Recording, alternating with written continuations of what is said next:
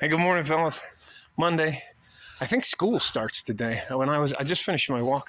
When I was out for my walk, there were all kinds of school buses out. There is the sun just trying to peek over the Franklin Mountains. Backyard. The birds aren't too crazy. Supposed to get to 108 here today, so I won't be doing a whole lot out of there. There is a pigeon hanging out there. Wanted to share something with you that I think is hilarious. Yesterday afternoon, my wife had some girls come over to the house. I think there were a total of like 8 of them, 7 women and my wife. And at one point in time, I'm over there minding my own business. And I get called. They were in here chatting and drinking wine and eating cheese and farting on the couch and stuff like that. And they asked me if I didn't mind, could I let them, the 7 women are looking for guys. And they especially get a little bit desperate around the end of September and October because Christmas season is coming and they want somebody to share that time with. So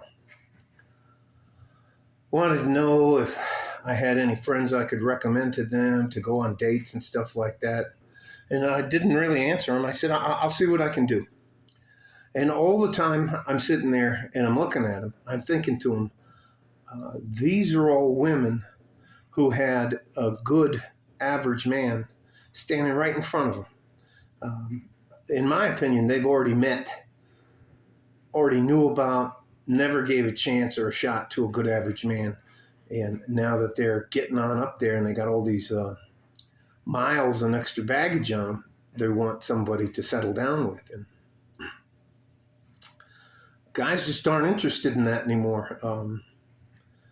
Guys wanted a woman who would help them build something and they could build a life together and then enjoy their retirement together. But I don't know of any man who wants to be somebody's backup plan, somebody's secondhand toy, something that a woman believes she's settling for. And it doesn't make any sense to me. If you're an average woman, what makes you think you're entitled to a better than average guy? It's just, and none of them are over 5'5". And my wife's 5'8", and so she's like a giant down here. So, but it's crazy. And you see them, they'll spend, every one of them look like they spend an hour and a half to 2 hours from here to here.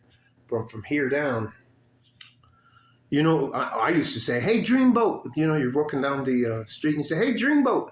And then one of the fat, ugly girls goes, oh, me? And you go, no, not you, shipwreck. But fit and feminine. That's it. Guys can pretty much deal with just about everything else. And ladies, as a hint to you, we do not care about your fingernails. I don't care about your eyebrows. I do care if they're drawn in and they look like a Sharpie, or you got a couple of them got shit in their nose, and one of them has a thing, I don't know what it is, hanging out of her nose. A couple of them have the little thingy down here on their lip. Way too many holes in their ears. Always too much makeup. Now they'll spend hours and hundreds of dollars on their fingernails, and they're about the middle of their neck up with pancake makeup and all this kind of other stuff. Dye their hair, but they won't go for a walk or have a salad for lunch instead of a double Whopper with extra cheese and bacon. So, and a large fry, but they'll get a Diet Coke. So it is what it is. The more I get exposed to the men go their own way network and the manosphere and all the things that they stand for, and in the red pill community, it just makes perfect sense.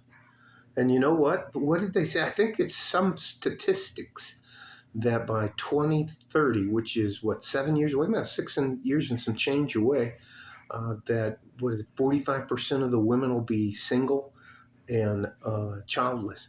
So, those are some long, cold winter nights. So, anyways.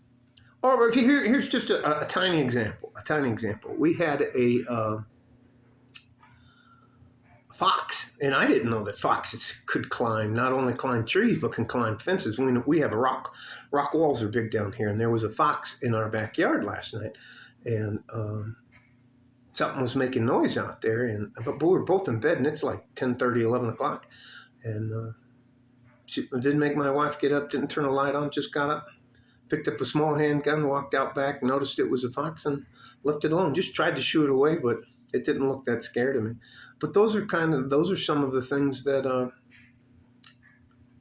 guys do instinctively for women that they just don't think about or take advantage of. And it's like if there's a big crowd of people, I'll just take my wife, put my hand on her hip, and I'll put her around in back of me, and I'll just walk through the crowd, and she'll be right in back of me. Or if something's going wrong, I'll put her in back of me, and she'll have her back to the wall, and I'll just wait for the tide to slide by. Maybe throw it. But anyways, there's just so many things that far too many women take for granted that men provide. And okay, I just think to me, the best part of it is to see that the women are, even though they're realizing, in my opinion, far too late, that it's not such a bad idea to have a good man in their life. But still, in their mid to late 40s, every one of those 7 women is absolutely delusional about their appearance. I mean, they're short, round, and brown. And I can't tell you, ladies, enough. I don't care about your fingernails. I don't care about the amount of makeup you have in. I don't care about your eyelashes or your eye. Oh, yeah, the eyelashes. One girl, they had to help her because she was blinking and her eye got stuck. Anyways, let's just leave that shit alone. Love you guys. Not doing shit today. It's Fuck It Monday. I don't have any extraordinary advice other than to say men go their own way for a reason. Red Pill Community Manosphere is gaining traction for a reason. If I could go back and talk to my 15-year-old self, I would be a far different, better off man than I was, than I am now. And I'm not doing bad at all for anyone. So, love you guys. Going to do what I can to help you. Not going to ever take anything from you. You don't have to like. You don't have to subscribe. I'm not selling anything. I don't have a book deal. Nothing like that. Just if you want to stop by, drive by, no problem. Just trying to help. Like a fart in a G-string from West Texas, El Paso. I'm out of here. Bye-bye.